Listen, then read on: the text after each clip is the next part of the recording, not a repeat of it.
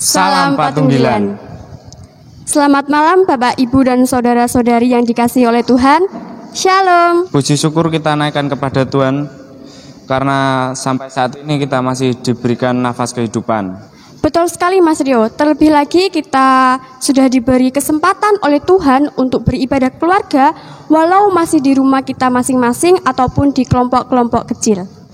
Bapak, Ibu, dan saudara-saudara yang dikasihi Tuhan, sebelum kita masuk dalam ibadah kita pada malam hari ini, marilah kita berdoa. Ya Tuhan, kami datang ke hadirat-Mu ya Tuhan. Kami datang tidak membawa kesucian hati kami, melainkan kami membawa setumpuk dosa yang telah kami lakukan dalam kehidupan sehari-hari ya Tuhan. Ya Tuhan, berkatilah kami dari awal sampai akhir nanti. Tutup bungkus ruangan ini dengan Roh-Mu yang kudus ya Tuhan. Urapi kami dengan darah-Mu yang suci.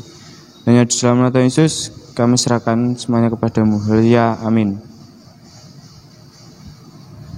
Bapak, Ibu, dan saudara-saudari yang dikasihi oleh Tuhan, mari kita nyatakan kesungguhan hati kita untuk beribadah dengan menyanyikan pujian dari Kidung Jemaat nomor 3, bait yang pertama dan yang ketiga. Kami puji dengan riang.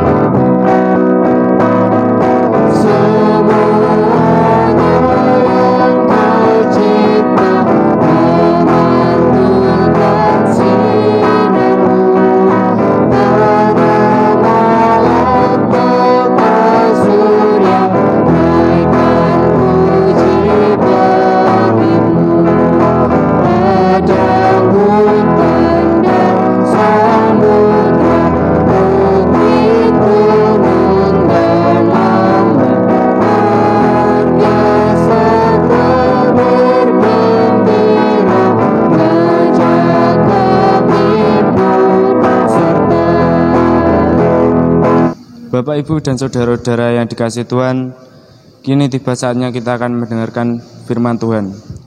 Namun sebelum kita menerima firman Tuhan, marilah terlebih dahulu kita berdoa memohon kepada Tuhan agar melayakkan kita untuk menerima firman-Nya. Mari kita satu dalam doa. Tuhan, kembali kami datang ke hadirat-Mu ya Tuhan. Terima kasih ya Tuhan, terima kasih karena Engkau telah memberkati ibadah sampai saat ini ya Tuhan. Tuhan, kami datang ke hadirat-Mu tidak membawa kesucian hati kami, melainkan membawa setumpuk dosa yang telah kami lakukan hari lepas hari, baik kepada teman kami, saudara kami, orang tua kami, terlebih-lebih kepada Engkau ya Tuhan. Kiranya Engkau mau mengampuni dan melayakkan kami untuk mendengarkan sabda firman-Mu ya Tuhan. Sebentar kami akan mendengarkan firman-Mu ya Tuhan. Kiranya Engkau berkati dan kiranya firman yang akan kami dengarkan dapat menjadi pedoman dan kekuatan bagi kehidupan kami. Tuhan, siapkanlah hati kami dan layakkan kami untuk menerima firman-Mu. Di dalam nama Tuhan kami Yesus Kristus, Juru Selamat kami yang hidup. Haleluya, amin. Bapak, Ibu, dan saudara-saudara yang dikasihi Tuhan, marilah kita menyambut firman Tuhan dengan menyanyikan lagu Kusiapkan Hatiku Tuhan.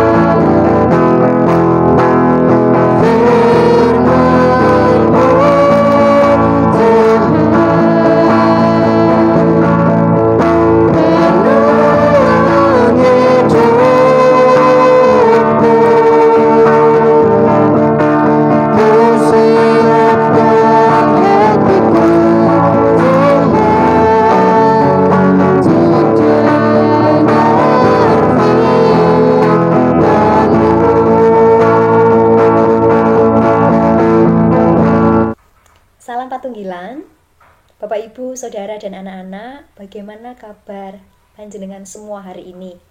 Semoga kita semua dalam keadaan yang sehat, dalam keadaan yang baik. Dalam situasi dan kondisi saat ini, tentu menjadi hal yang penting bagi kita untuk tetap bijaksana dengan melakukan taat pada protokol kesehatan. Kita percaya bahwa Tuhan senantiasa menyertai, memberkati, dan melindungi kehidupan kita, umat-Nya. Saat ini bersama-sama kita akan merenungkan firman Tuhan dalam ibadah keluarga kita saat ini. Dan untuk itulah, mari saat ini kita membuka Alkitab kita masing-masing. Bacaan firman Tuhan kita pada saat ini diambil dari Mazmur pada pasalnya yang ke-51. Mazmur pada pasalnya yang ke-51. Ayat yang pertama sampai ayatnya yang ke-6. Saya akan membaca di sini untuk kita bersama, namun juga monggo panjenengan dari rumah panjenengan masing-masing membaca kitab suci bersama-sama. Untuk pemimpin biduan, Mazmur dari Daud. Ketika Nabi Nathan datang kepadanya setelah ia menghampiri Batsheba. Kasihanilah aku ya Allah menurut kasih setiamu. Hapuskanlah pelanggaranku menurut rahmat-Mu yang besar. Bersihkanlah aku seluruhnya dari kesalahanku dan tahirkanlah aku dari dosaku. Sebab aku sendiri sadar akan pelanggaranku. Aku senantiasa bergumul dengan dosaku. Terhadap engkau sajalah aku telah berdosa dan melakukan apa yang kau anggap jahat. Supaya ternyata engkau adil dalam putusanmu, bersih dalam penghukumanmu. Yang dikatakan berbahagia adalah setiap kita, umat Tuhan yang senantiasa setia untuk merenungkan firman Tuhan, demikian juga yang memeliharanya dalam hidup sehari-hari. Amin. Renungan kita pada saat ini akan diberi judul Keselamatan yang Berstandar Ganda. Nah, Bapak, Ibu, dan Saudara, serta anak-anak yang dikasih dan mengasihi Tuhan Yesus Kristus, hidup itu penuh dengan pilihan. Tentu kita semua sadar akan hal itu. Sejak bangun tidur, kita sudah dihadapkan pada beberapa pilihan tindakan. Saya mau ke kamar mandi, saya mau ke dapur, atau mungkin saya mau tetap di tempat tidur, mengambil Alkitab saya, dan saya mengambil saat teduh untuk bersekutu dengan Tuhan. Kita sadar bahwa sejak bangun tidur, sejak membuka mata, kita sudah dihadapkan pada pilihan-pilihan kehidupan. Semakin bertambah jam dari hari tersebut, maka kita pun semakin disuguhkan oleh banyak pilihan-pilihan kehidupan. Yang mau tidak mau, suka tidak suka, kita perlu memilih. Mulai dari hal yang sederhana, sampai hal yang kompleks, Bapak Ibu. Kita perlu memilih. Mulai dari memilih warna kaos kaki, atau memilih kaos kaki mana, sampai pada memilih pasangan hidup. Hal yang kompleks dan rumit. Ya, hidup itu penuh dengan pilihan. Terkadang, pilihan yang kita ambil adalah pilihan yang tepat, pilihan yang benar, pilihan yang sesuai dan seturut dengan Tuhan dan firman-Nya. Tetapi ada kalanya, Bapak, Ibu, dan Saudara, pilihan yang kita ambil itu adalah pilihan yang salah, pilihan yang membuat kita jatuh, pilihan yang justru membuat Tuhan dan kehendaknya tidak terjadi dalam hidup kita. Ya, namanya juga pilihan ya Bapak, Ibu, dan Saudara. Kalau begini saya jadi teringat pada salah satu buku Pak Andar Ismail, Sehari Selamat.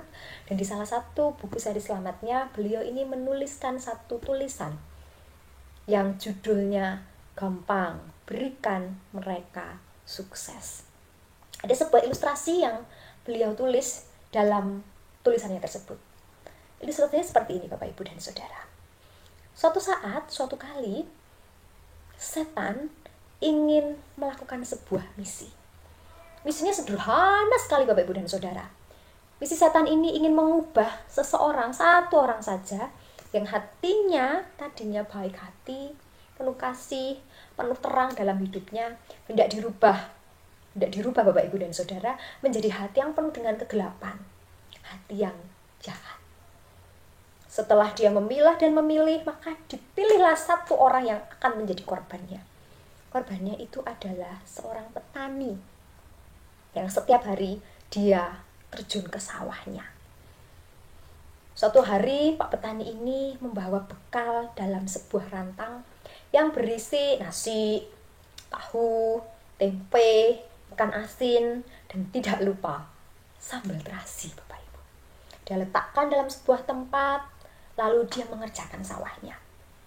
Si setan ini berpikir, kalau bekal yang kuambil, pasti dia marah. Pasti hatinya menjadi gelap. Pasti dia berubah menjadi jahat. Karena namanya siang hari ya Bapak Ibu dan Saudara, lapar begitu. Orang menjadi cepat emosi ketika dia lapar atau haus.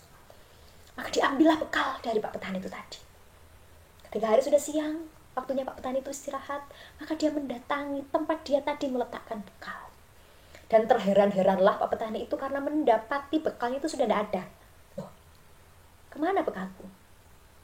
Namun apakah dia marah Bapak Ibu dan Saudara? Tidak. Pak petani ini tidak marah. Dia berpikir positif. Masih bisa berpikir positif.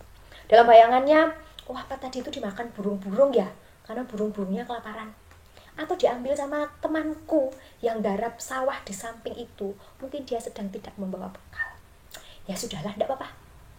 Nanti aku nunggu saja nanti pulang dan makan kembali di rumah. Wah, setannya gagal Bapak Ibu dan Saudara. Tidak jadi. Orangnya tetap terang hatinya. Dia tidak menjadi gelap. Lalu, namanya juga setan ya Bapak Ibu dan Saudara. Dia tidak kehilangan akal. Maka strategi yang kedua yang dilakukan oleh setan tersebut adalah membalikkan situasi Pak petani ini. Kalau tadi berkatnya diambil, maka selanjutnya yang dilakukan oleh setan dengan strateginya yang baru adalah justru menambah berkat dari sang petani ini secara berlimpah-limpah. Dia menanam padi dan dia mendapatkan hasil panen yang luar biasa banyak. Ketika teman-teman petaninya yang lain justru gagal panen. Beberapa kali temannya gagal panen, Pak petani ini menjadi satu-satunya orang yang berhasil panennya. Padinya begitu banyak. Bahkan dia mampu memberikan pinjaman kepada teman-teman petaninya yang lain karena teman-teman petaninya yang lain mengalami gagal panen. Namun, ketika jatuh tempo, teman-teman petaninya yang lain yang tadi mendapatkan pinjaman itu tidak dapat mengembalikannya Bapak Ibu dan Saudara, maka marahlah Pak petani tadi. Loh, pinjaman ya pinjaman. Waktunya mengembalikan ya mengembalikan. Padahal kekayaannya pun masih banyak. Hasil panennya pun masih bertumpuk. Lumbung-lumbung padinya pun masih penuh. Nah, pertanyaan saya Bapak Ibu dan Saudara. Siapa yang sukses besar dalam kondisi Pak petani yang seperti ini? Ya, setan. Setan berhasil dengan misinya. Pak petani yang tadinya hatinya penuh dengan terang, penuh dengan kedamaian, penuh dengan kasih. Ketika bekalnya tadi diambil, dia tidak marah. Tetapi justru ketika berkatnya masih banyak, dia menjadi kehilangan rasa kasihnya kepada orang lain. Kadang-kadang Bapak Ibu dan Saudara, kenyamanan, berkah yang melimpah itu menjadi sebuah tantangan bagi iman kita. Kita perlu tetap bijaksana membuat pilihan, bahkan di saat kondisi kita nyaman, kondisi kita baik, kondisi kita binerkahan. Kalau teringat Raja Daud dan pujian yang diberikan, yang dituliskan oleh Raja Daud di dalam Mazmur 51 ini, kita tentu mengingat bahwa Raja Daud justru mengalami godaan kehidupan ketika dia berada dalam kenyamanan kehidupan, kesuksesan kehidupan. Kita perlu senantiasa berefleksi, bukan hanya ketika kita melihat orang-orang yang dalam keadaan susah, dalam keadaan sulit, tetapi pun juga kita perlu berefleksi pada orang-orang yang dalam kondisi nyaman, dalam kondisi berkelimpahan, dalam kondisi binertahan. Raja Daud justru tergelincir, justru terpeleset pada kejatuhannya ketika dia berada pada puncak kehidupannya. Dan pujian Mazmur Daud ini adalah wujud bagaimana dia akhirnya mengakui dosanya karena dia telah mengalami kejatuhan ketika dia berada di ujung kehidupannya, ketika dia berada dalam kenyamanan kehidupannya. Kalau saya tadi sudah matur kepada panjenengan semua, hidup itu adalah sebuah pilihan Bapak Ibu, maka sebenarnya dalam kondisi apapun kita bisa memilih. Kita tetap berada dalam terang Kristus. Kita tetap berada dalam terang Kristus, atau kita memilih hidup dalam kegelapan kehidupan. Tentu itu bukan hal yang mudah Bapak Ibu dan Saudara, tetapi toh bahwa kita tetap harus memilih. Bahkan Daud dalam sisi ketika dia mengakui dosa dan pelanggarannya kepada Tuhan, itu pun juga ada sebuah pilihan. Artinya bahwa ketika Daud mengakui bahwa dirinya telah melakukan pelanggaran kepada Tuhan, dia tidak tetap berada di jalan itu. Dia berbalik arah kepada Kristus. Dia memohon ampun kepada Tuhan. Dan mulai dari ayatnya yang ketiga tadi adalah pengakuan dosa Daud kepada Tuhan dan permohonan ampun Daud kepada Tuhan. Ia percaya bahwa pilihan yang saat itu dibuatnya, pilihan untuk mengaku dosa kepada Tuhan, adalah sebuah pilihan yang tepat. Ayatnya yang ke-6 saya akan membacakannya untuk kita bersama. Terhadap engkau sajalah aku telah berdosa dan melakukan apa yang kau anggap jahat, supaya ternyata engkau adil dalam putusanmu, bersih dalam penghukumanmu. Daud percaya bahwa ketika dia mengaku dosa di hadapan Tuhan, maka pilihan hidupnya untuk kembali dalam jalan Tuhan terbuka lebar. Dia dibersihkan, dia kembali mendapatkan cinta kasih Tuhan. Bapak Ibu, dalam momen-momen Prapaskah ini, ada satu hal yang perlu kita refleksikan dan kita hayati bersama. Hal itu adalah bahwa keselamatan adalah sifatnya berstandar ganda. Apa itu berstandar ganda, Bapak Ibu dan Saudara? Di satu sisi, keselamatan itu diberikan oleh Tuhan kepada kita dengan cuma-cuma. Melalui karya pengorbanan Tuhan Yesus Kristus di kayu salib.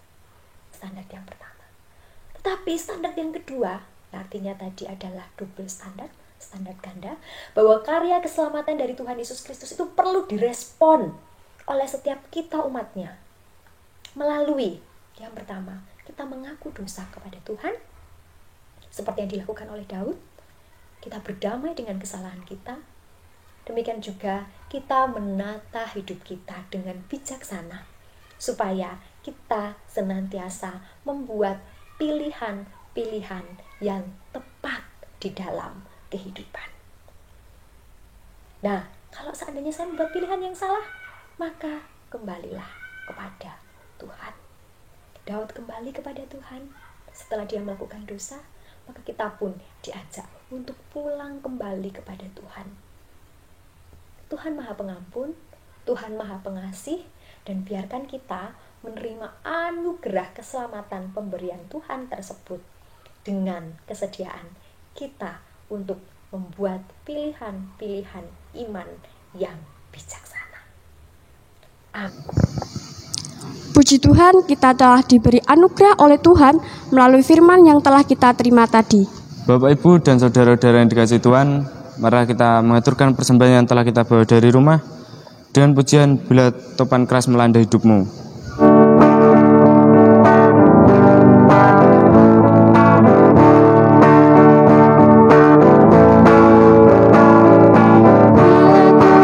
keras melanda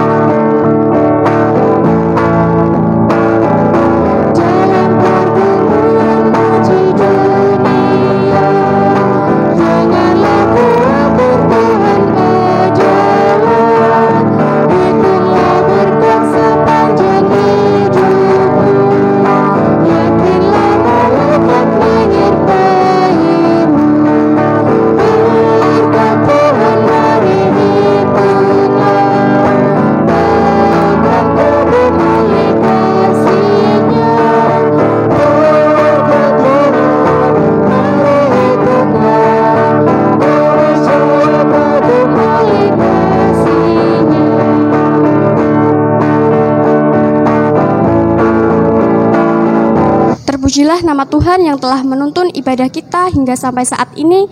Kini tiba saatnya kita untuk berdoa syafaat. Marilah kita mengungkapkan syafaat kita kepada Tuhan. Mari kita satu dalam doa. Bapa yang ada di dalam kerajaan sorga, Bapa yang baik, pada malam hari ini kami mengucap syukur atas penyertaan-Mu karena kami sudah memuji dan membaca dan juga merenungkan firman-Mu ya Tuhan. Biarlah firman-Mu yang telah kami terima tadi dapat menjadi pedoman dan juga kekuatan di dalam hidup kami. Tuhan, kami berdoa untuk bangsa dan negara kami, bangsa Indonesia. Kiranya Engkau selalu memberkati, senantiasa memberikan perlindungan bagi bangsa kami. Kiranya Engkau jauhkan dari bencana, malapetaka. Tak lupa juga kami berdoa untuk para pemimpin kami, mulai dari Presiden hingga RT RW. Kiranya Engkau beri roh kebijaksanaan dan sikap takut akan Engkau, agar dalam menjalankan tugasnya hanya sesuai dengan kehendak-Mu saja. Tuhan, kami juga berdoa untuk bangsa kami yang sedang mengalami pandemi COVID-19 ya Tuhan. Kiranya pandemi COVID-19 ini segera berakhir dan agar kami dapat menjalankan aktivitas kami sebagaimana mestinya tanpa rasa takut ataupun khawatir. Kami juga berdoa untuk para medis yang sedang menangani pasien ya Tuhan. Kiranya Engkau memberikan kekuatan, kesehatan, dan juga perlindungan. Kami juga berdoa untuk saudara-saudari kami yang menderita COVID-19 ya Tuhan, ataupun saudara-saudari kami yang sedang menderita sakit penyakit. Kiranya Engkau mengurapi, menyembuhkan mereka melalui roh-Mu ya Tuhan. Tuhan, kami juga berdoa untuk anak-anak-Mu yang sedang duduk di bangku sekolah, mulai dari tingkat PAUD hingga perguruan tinggi. Kiranya Engkau memberikan roh kepandaian, kiranya ilmu yang mereka terima dapat menjadi berguna akan masa depannya ya Tuhan. Kami juga berdoa untuk pemuda-pemudi jemaat-Mu ya Tuhan. Kiranya mereka yang sedang mencari pekerjaan ataupun mencari pasangan hidup, Engkau mudahkan, Engkau tuntun agar mereka segera mendapatkannya. Terima kasih Tuhan, terima kasih. Ya Tuhan, kami berdoa untuk gereja kami ya Tuhan. Engkau berkatilah gereja kami dalam perjalanannya ya Tuhan. Engkau lancarkanlah dalam urusan-urusannya ya Tuhan. Engkau mudahkan ya Tuhan. Untuk kegiatan-kegiatan Engkau berkati dan Engkau berikan kelancarannya ya Tuhan. Kami serahkan semuanya kepadamu ya Tuhan. Kami berdoa untuk orang tua kami ya Tuhan. Berkatilah mereka, jauhkanlah mereka dari roh-roh jahat yang akan mengganggu mereka ya Tuhan. Jauhkan dari mara penyakit yang akan menyakiti mereka ya Tuhan. Berikanlah mereka kesehatan dan umur panjang ya Tuhan. Kami berdoa untuk persembahan yang telah kami kumpulkan ya Tuhan. Kiranya persembahan yang telah kami kumpulkan berguna bagi gereja dan negara-negara kami ya Tuhan. Berkatilah kami ya Tuhan. Saat ini kami akan mengakhiri ibadah kami ya Tuhan. Kami serahkan semuanya kepadamu. Berkatilah kami dalam perjalanan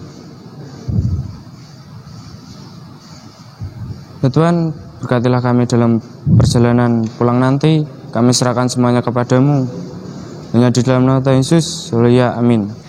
Bapak, Ibu, dan saudara-saudari yang dikasihi oleh Tuhan, mari kita bangkit berdiri dan untuk mengakhiri ibadah pada malam hari ini, mari kita menyanyikan pujian dari NKB nomor 188 bait yang pertama, Tiap Langkahku. Bye.